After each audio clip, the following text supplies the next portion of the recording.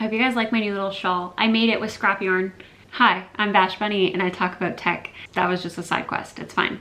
Ignore it if you hated it. Crafting is fun, okay? Today, I actually want to talk about what it actually means to be self-taught. I think there's a lot of people that get the wrong impression from tech because you don't need a degree to get into tech, that it's like an easy way to make money. But I don't think so. I think that tech is a great opportunity for people who are really driven and self-motivated to be able to break into an industry where if they couldn't afford to get a degree or have a conventional path, they can still end up in tech. And I think this is why we get so many cool personalities. And I love the industry for that. But the thing is like, because you don't have a degree doesn't mean that you aren't gonna be held to the same standard.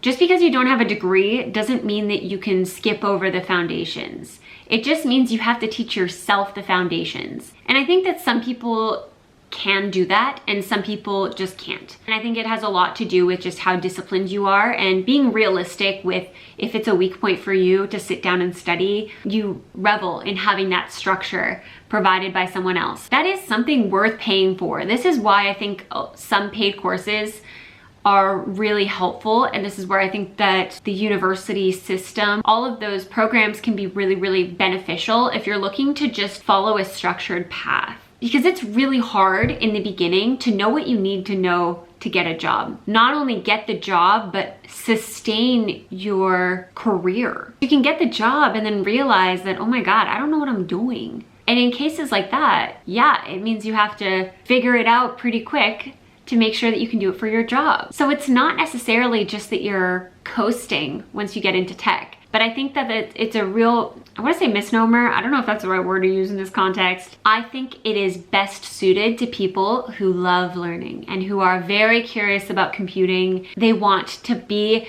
in a career where things are dynamic and they're going to stay interested their entire career. I think this is why there's also a lot of programmers with like ADHD, or maybe that's just a byproduct of social media and all of these companies profiting off of spiking our dopamine levels. I don't know. It is such a dynamic industry. I'm coming from startup land as well. So like no 2 days look the same. Every single day is different. Every single day I'm handling some new problem, or generally speaking, unless it's a bug that I can't fix and it's driving me insane. It's definitely not for the faint-hearted. If there's anything that is certain, is that nothing is certain. You know what I'm saying? Everything is always changing. So for me to feel comfortable in the industry, especially as somebody who doesn't have a degree, I am constantly reading textbooks and studying outside of my job. So I try to maximize as much learning as I can at work, make sure that my quality of my contributions are continuously growing. And then outside of work, I'm making sure that I'm keeping up with all the foundational stuff. There are people that I look up to and am very inspired by. A lot of them have degrees, but I am trying to emulate them to the best of my ability. And that usually means like, I see what they're reading. They're reading textbooks front to back. They're not necessarily doing video tutorials and stuff like that.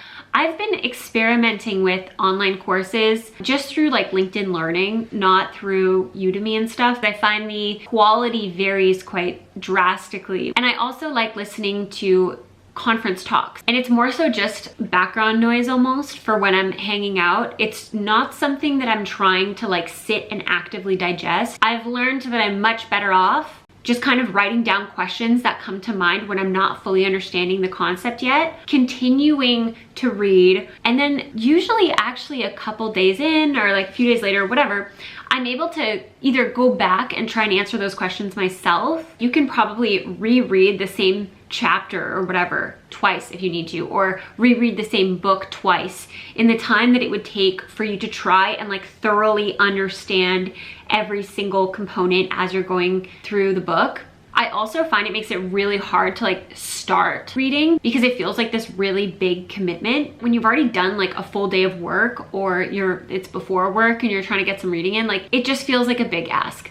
I would much rather re-review or re-clarify when I go through exercises. I used to try and do the exercises at the end of every chapter, but honestly, I think it's better that I just get the time in because I am like fighting for my attention. Some days I'm gonna have the energy to like crush a bunch of chapters and the exercises and whatever, but in reality, that's not every day. And most days, I just need to read through it, get some kind of better understanding of some of these concepts. I can try and do the exercises and then go back and review whatever isn't clear and supplement the learning. But like trying to do all of that in one session is such a crazy expectation. But all that's to say, if you are self-taught, it doesn't mean that it's one and done, like you get the job and you're done.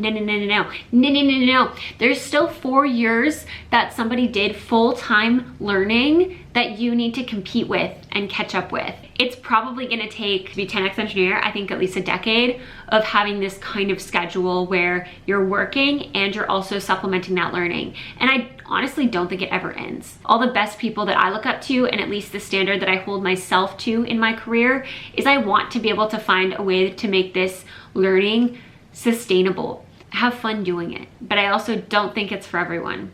And I think that's okay. Let me know if there are other misconceptions that you can think of about being self-taught in tech or even having a degree in tech.